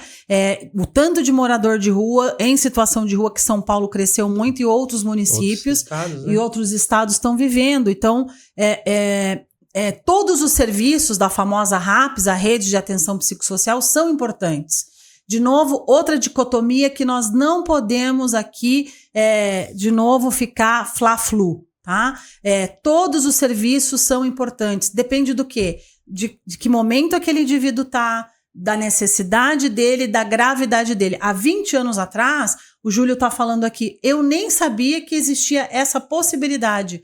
E aí foi uma comunidade terapêutica que abriu a porta para ele. E hoje, essa comunidade terapêutica, a gente não precisa falar qual ela também evoluiu enquanto modelo de assistência e foi melhorando os seus processos, foi melhorando a sua profissionalização, foi melhorando a sua capacitação, e é isso que nós desejamos, né, lá na BEAD também, que as comunidades terapêuticas também tenham esse protagonismo que tem hoje, né? Sim. Tem muito esse protagonismo. Não pode generalizar, né, também, né? Exatamente. Existem bons serviços e serviços ruins, como em todo lugar. Alessandra, e o que a ciência fala pra gente que funciona mais? Parar abruptamente, assim, numa internação compulsória, às vezes? Ou isso dá resultado? Então, eu posso lhe dizer que a ciência estudou pouco isso para começo, nós temos pouca evidência, e eu fiz uma revisão a respeito disso para escrever um artigo há um tempo atrás, e que, na verdade, mostra que você internar involuntário, ou você internar compulsório ou voluntário, tem as mesmas taxas de sucesso ou insucesso. Então, nós estamos falando de uma doença, a dependência química, em que 30% ou menos vão entrar em recuperação igual o Júlio. Então, Júlio está entre esses 30%. Por isso que a gente quer que não entre. Né? Não é sobre a dependência só, né? Não é só sobre a dependência. Perfeito, né, Júlio? Mas eu gosto muito de falar do voluntário e involuntário, porque muitas vezes o indivíduo que está num processo abusivo de substância, às vezes ele está colocando risco para a própria vida dele ou para a vida de terceiros, e às vezes essa internação involuntária, ela é importante no sentido de proteção. E era exatamente o que eu ia falar. Apesar de não haver evidências de que... E pode se tornar uma voluntária. Que isso é mais eficaz ou menos eficaz, isso não quer dizer que ela não exista. E, aliás, nós temos uma lei, que é a 10.216/2001, que é a famosa lei, lei antimanicomial, lei Paulo Delgado, que ela foi criada justamente para proteger os direitos dos dependentes químicos e dos portadores de outros transtornos mentais, para que ele não fosse internado e ficasse lá o tempo, né, jogado num lugar. Então, a internação involuntária e a internação compulsória, ela tem o seu papel, né, Henrique? E respondendo a sua pergunta, eu acho que ela salva vidas, muitas vezes, no sentido como, eu não tenho outro recurso. Esse sujeito, ele tá... tem tempo também, né? Tem tempo, ele tá tão blindado, né, Júlio? Porque tem uma equipe multidisciplinar cuidando desse indivíduo. Por exemplo, às vezes de 3 meses, uma internação involuntária. Ele vai ficar 3 meses, talvez ele pode se tornar voluntário. Ou não precisa de 3 meses. Sim, mas tipo assim, isso é comunicado para o Ministério Público e tal, né? Não, enfim, não é, Júlio. Deveria ser. Tem algumas que fazem, né? E outras isso, não. Então assim, por isso que pais que estão nos ouvindo, quando for pensar em vou internar meu filho involuntariamente, tem muita clínica, que eu vou usar aqui o termo, tá? Picareta. Sim, então, antes de eu escolher um lugar, que eu olho lá no site e que diz, olha lá, tem piscina, quadra de tênis, que legal. Não, eu quero saber quem é a equipe, qual é o CNPJ, eu vou conhecer antes, e mesmo eu indo conhecer antes, eu posso só mostrar o lado bonito da clínica, né? Eu não deixo você adentrar. Então, é importante que antes de Virou uma indústria também. Virou uma indústria, infelizmente, que eu leve meu filho, porque eu posso queimar uma oportunidade, né, gente? Dessa pessoa ir para uma internação involuntária ainda, né? E eu queimar essa oportunidade dela ir para um lugar onde ela vai não receber o suporte, o apoio necessário, porque existem bons serviços. E é muito legal que o Rogério fala também, que eu achei essa sacada sensacional. A reinserção dessa pessoa começa no primeiro dia de internação. Foi para internação, tem que pensar na reinserção já. Exato. E o que eu acho legal também é que a família às vezes pensar só na internação como um sendo recurso. Que ela pode, não é o único recurso. Não é o único. Às vezes ela, tudo bem, ela pode também começar a fazer esse processo de tratamento familiar, ou às vezes uma terapia até familiar, para entender qual que é o processo que ela vai fazer com esse indivíduo, né? Como é que a gente vai mudar essa realidade? Para ser um tempo, não chega aqui no extremo, porque geralmente as famílias, quando chegam até nós, ela já está no extremo. Não, começou a identificar essas situações, eu vou participar de um grupo de amor exigente para entender o que é essa doença. Alanon, ou qualquer outro grupo. CODA. Exatamente. Para quê? Para mim, primeiro, saber com o que eu, familiar, estou lidando. E depois, sim, futuramente, se há necessidade de uma internação. Porque eu já tive a graça de muitos pacientes, por exemplo, não precisar de internação. Sim. Porque a mudança do comportamento e também não pensar só na abstinência, como a gente disse aqui, nesse primeiro momento, vai construindo esse caminho. E a gente sabe que né? famílias que chegam antes e famílias que frequentam grupos, né, elas conseguem justamente ajudar muito mais o seu ente querido a se manter no processo de abstinência e recuperação. Então, nada muda se eu não mudar. Então, a família que colabora nesse sentido, e a gente sabe que na prática as famílias elas são tão ou mais resistentes que os nossos pacientes, sim, né, Júlio? De ir para aceitar, mas por que eu preciso ir, Alessandra? O drogado é ele. Eu não ele sei. que usa. Peraí, você está falando que eu? Não, eu vou ficar ouvindo aquelas histórias, aquelas pessoas. Eu falei, sim, são pessoas igual aos seus filhos, né? E é incrível perceber e ver isso na prática, de como quando as famílias entendem isso, isso se reflete na sua casa e esse processo muda comportamento. O jeito que eu falo com meu filho, não falo mais gritando. Porque, por exemplo, chega alguém na sua casa, uma visita, derrubou essa caneca, igual eu vim que derrubei e quebrei. Você vai falar, não, Júlio, fica tranquilo, eu vou limpar e tal. Aí, às vezes, seu filho vem ali, quebra, você já sai gritando, você não olha, você não presta atenção. É a mesma coisa. Entendeu? Verdade. Começar a tratar o seu filho como um estranho. No sentido de como você vai lidar com ele. Entende? E aí, falando sobre os grupos anônimos, né? Acho que é muito importante essa conversa. Eu vejo muita resistência de muitos pacientes. Mas, se eu falar isso pro meu pai, aí ferrou. Falar mal do meu amigo, né? Falar do meu amigo, exatamente. Porque é um amor por esses grupos anônimos, de todos eles. Principalmente o AA, né? E queria entender, tem muita gente que não sabe, tem preconceito por não conhecer, por misticismo, é anônimo, né? Então tem uma questão de confidencialidade. Como que funciona? O que é um grupo anônimo? O que eu queria dizer é que a minha relação de amizade com Alcoólicos Anônimos vem de mais de 25 anos. De amizade e de aprendizado. Eu aprendo muito, aprendi muito. Eu também. E até dentro do programa que nós elaboramos aqui na Prefeitura de Jundiaí, o PAIT, Programa de Assistência Intensiva ao Tabagista, é baseado no modelo da ajuda mútua. Então eu aprendi muito, eu sou amigo de AA com muito orgulho, e a Alessandra Dil também. Sou amiga de Alcoólicos Anônimos com muito orgulho, de todas as outras irmandades que derivaram de Alcoólicos Anônimos, né? Agora, Alcoólicos Anônimos tem se modernizado muito, né? Depois da pandemia, eles foram os primeiros a sacar que, nós temos que criar grupos virtuais, né? E essa resistência, ela tem vários nomes, mas eu acho que principalmente essa resistência de ir... atendi um policial essa semana que ele falou, eu sou muito conhecido aqui na cidade, Alessandra, eu não posso ir. Eu falei, nossa, você vai encontrar muita gente lá igual a você, tá? Que, aliás, é muito conhecida aqui na cidade também. Mas essa desculpa não dá mais. Por quê? Você pode pegar um grupo em outro lugar e você tem um online para ir. E o anonimato e o anonimato sério. É um dos... Sério. Exatamente, é uma das tradições, né, dos princípios que em Alcoólicos Anônimos é levado muito a sério, pilar, né? É exatamente, assim, algo que você tem que manter isso, porque não pode ser quebrado. Então, às vezes a pessoa chega muito com essa resistência porque ouve em filme, ouve... Essa palavra, de novo, eu vou voltar para o estigma, né, Henrique? Que é o alcoólico, alcoólatra, né? Adorador do álcool. Então, assim, eu não sou esse cara.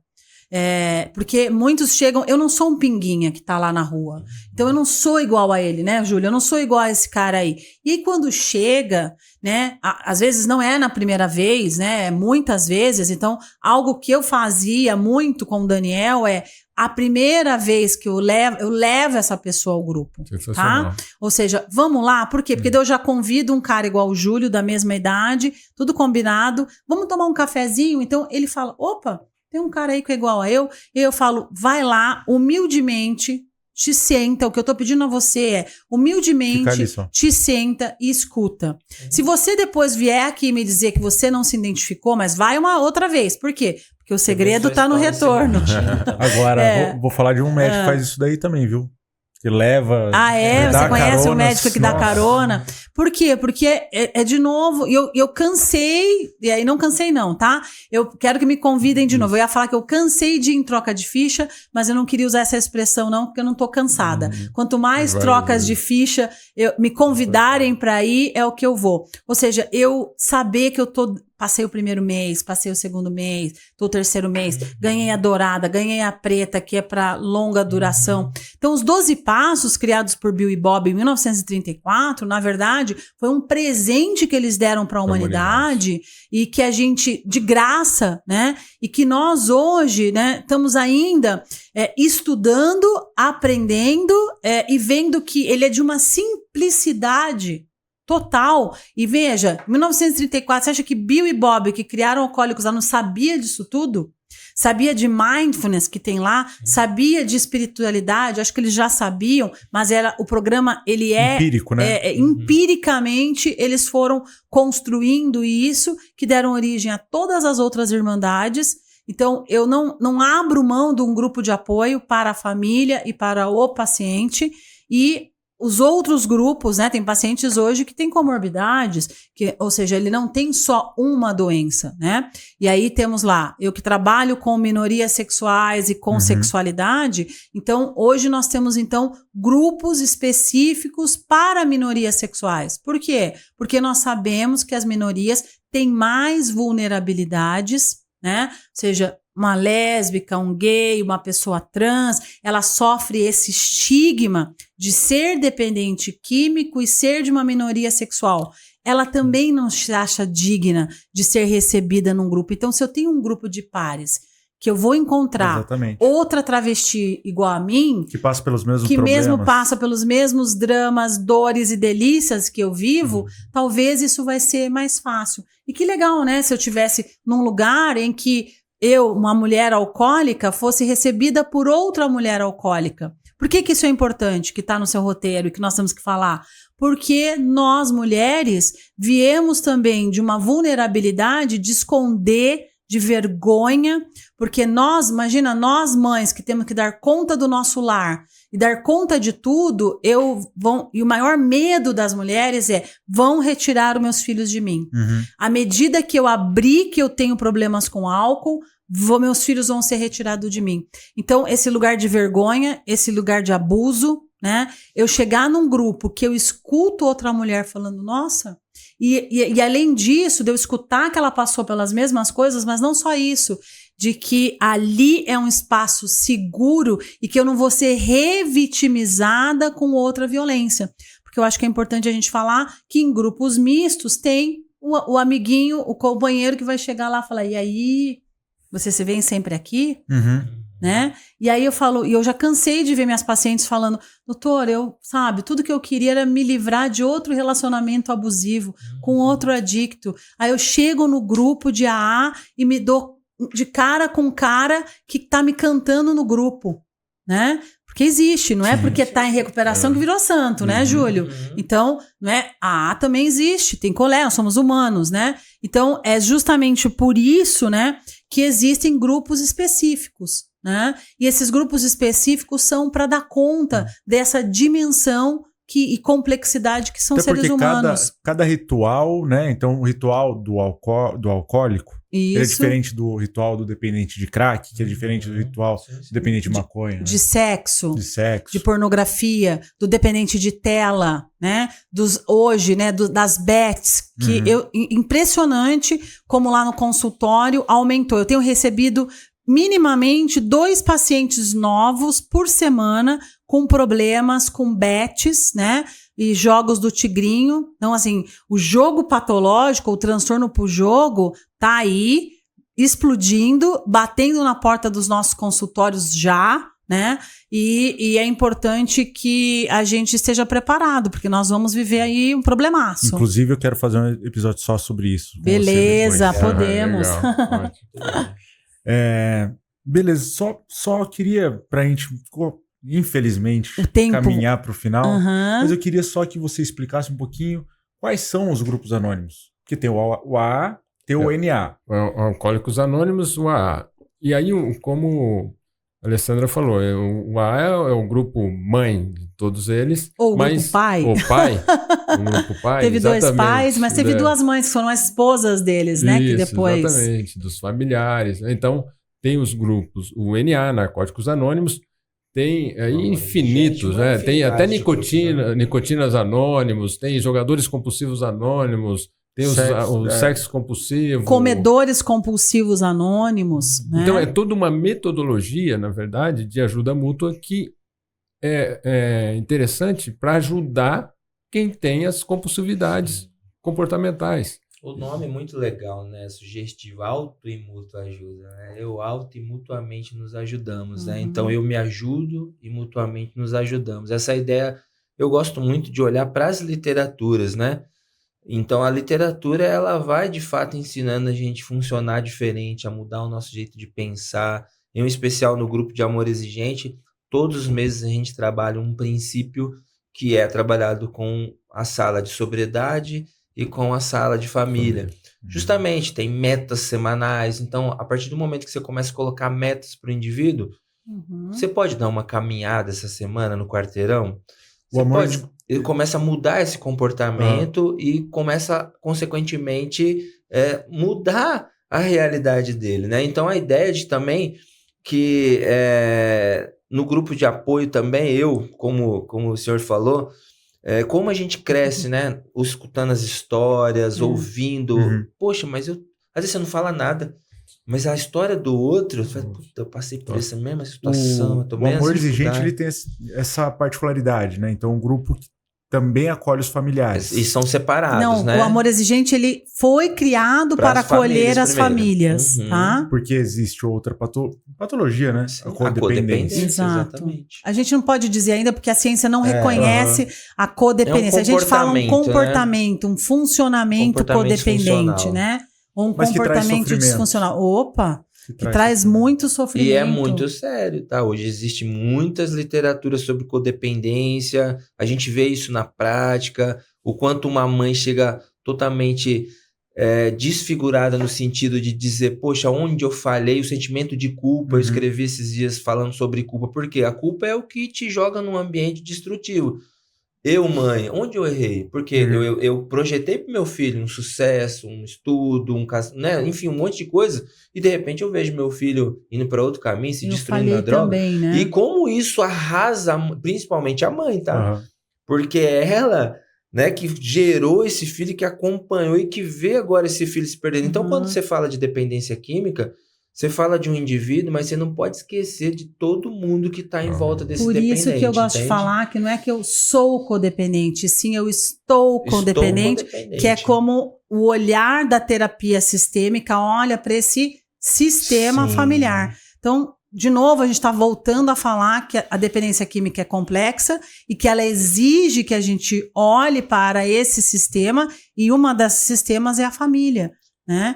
E se a família não funciona, e quando a gente fala disfuncional, um tá fazendo a tarefa do outro, tá? Um deixou de fazer a sua tarefa, né? Ela para de viver a vida dela para viver a vida desse. Por isso que eu quero recomendar esse filme, com certeza, 4 dias com ela, que tá no Netflix, que mostra muito esse funcionamento de mãe e filha. E eu tenho certeza que as famílias que estão vivendo isso vão identificar. Para aí, eu tô deixando de fazer. Porque o que é o funcionamento codependente para quem está em casa, né? Eu passo a viver em função da vida do outro e esqueço a minha. Eu deixo de fazer. Então, se o Júlio tá bem, eu tô bem. Sim. Se o Júlio tá indo usar droga, eu tô funcionando e agindo e vivendo a vida dele. E isso, às vezes, tem raízes lá na minha história enquanto família, que eu estou deixando de viver a minha vida porque eu não estou olhando para coisas que são difíceis para mim. Então, eu passo a funcionar e viver a vida do meu filho ou da minha filha ou do meu companheiro porque eu tenho dificuldades próprias. Então, nós estamos falando de uma questão que é transgeracional, né? Que veio lá do meu avô, da minha avó, do meu tio, e como eu funciono. Então, que fica a dica aí, não só do filme, mas também a importância de todos esses grupos que é de fácil acesso. É só eu abrir a internet que eu vou achá-los. Exatamente, o poder da ajuda mútua é o poder das histórias compartilhadas, que inspira, motiva e transforma. Transforma pessoas doentes em sofrimento em pessoas livres, saudáveis e felizes. Perfeito, E que ajudam as outras Carlos. pessoas doentes em sofrimento e aí vai fazendo... Sim. E isso é lindo, né? Com certeza. Muito bom. Tem um outro filme muito legal também, o Terapia do Sexo. Você já assistiu? Sim, super Esse é muito legal, indico Aham. bastante também, porque ele trata desse assunto da dependência por sexo Aham. com um pouco mais De leveza. de leveza. Mas ele mostra vários ciclos que a gente abordou aqui. Então, Aham. voltar a um comportamento compulsivo, Tem o uma momento- ritualização. a ritualização, aham. o momento A da compulsividade, a abstinência. fissura, a abstinência. aham. Muito legal. Gostei muito desse episódio, foi top, hein? Foi verdade. Alessandra Dil falou que o Bill e o Bob deram um presente para a humanidade, né? E hoje nós recebemos um presente Ah, quem com a me dera. presença da Alessandra Dil e do Júlio. Foi E olha como o poder, sensacional. eu acho que foi o poder superior que agiu aqui, né? Porque era para vir a sua irmã, né? Isso, E aí Mariana. o Júlio tava junto, a gente, vai você, Júlio. E aí nada é por acaso. Nada, Com certeza nada é por acaso. Com certeza. Bem, hoje então, Alessandra Dil e Júlio estiveram entre costas. Alessandra, como que as pessoas conseguem te encontrar? Podem encontrar pelo meu Instagram, que é @doutora.alessandradil, e o Dil se escreve DIEHL, e será um prazer aí ter vocês como os meus seguidores. Faz atendimentos presenciais? Eu e faço online? só presencial, não faço online, e como vocês já sabem, né, eu não sou uma só, não sou só médica, né, eu gosto de ser professora, gosto de ser amiga, gosto de ser, né, trabalhar na indústria farmacêutica, então eu tenho várias áreas de atuação, porque penso que isso me preenche um pouco mais, assim, de eu ter... Parece que eu mudo completamente o meu mindset, né? Agora eu sou médica, né? E tô aqui atendendo. Agora eu sou professora. Mas acho que, na verdade, essas coisas todas, elas estão sempre juntas, elas não se separam, né? Um dia ainda vou descobrir o segredo de Isso aí. fazer tanta coisa, assim, render o dia tantas... Então eu vou te Isso aí, dizer, tenha liderança e amigos que você coloca amigos para fazer coisas para você, ainda eles te agradecem, entendeu? Quando eu convidei o Dr. Carlos para fazer uma live, ele, obrigada pelo convite, ele ainda te agradece. E sem dúvida o que a gente percebe está no coração da Alessandra é o propósito. Muito O propósito bem, de ajudar, exatamente. de cuidar, de ensinar. Verdade. né? Que tá no seu também, né? E, Júlio, como que as pessoas conseguem te entender? Te entender. Te encontrar. Te Bom, encontrar. Hoje eu também estou nas redes sociais e também ali é uma ferramenta para a gente poder também falar um pouco dessa história e entregar um pouquinho também para muitas pessoas. @JúlioConceição05. É só entrar lá e achar e compartilhar os nossos conteúdos também, que com certeza inspira muita gente, né? Sem Muito, dúvida. muito. Sem A dúvida. história Nos inspirou emocionante. aqui hoje. viu? Com certeza. Doutor Carlos, como que as pessoas conseguem te encontrar? Dr. Carlos Henrique Costa, eu estou no Instagram, no YouTube também. Atendo na Clínica Semos, em Campo Limpo Paulista, e na Clínica Amorata, aqui em Jundiaí. E eu sou o Dr. Henrique Trajano, de Moraes Costa. Atendo aqui em Jundiaí, na Amorata, na Dr. Egg. Atendo também em Campo Limpo Paulista, na Clínica Semos. E atendo online, Brasil inteiro. Trabalha, gente, pra Trabalho caramba. bastante. Ainda faço mestrado, pós-graduação. Isso aí, que Muito orgulho. E tem graças a tempo para Deus- treinar ainda, né? E treino, academia e jiu-jitsu. Muito bom. Agradeço muito a presença de todos, agradeço aos telespectadores e aos ouvintes. E hoje, Alessandra Dil e Júlio estiveram entre costas. Muito Legal, bom. obrigada, gente. Eu Foi um que prazer. agradeço. Valeu.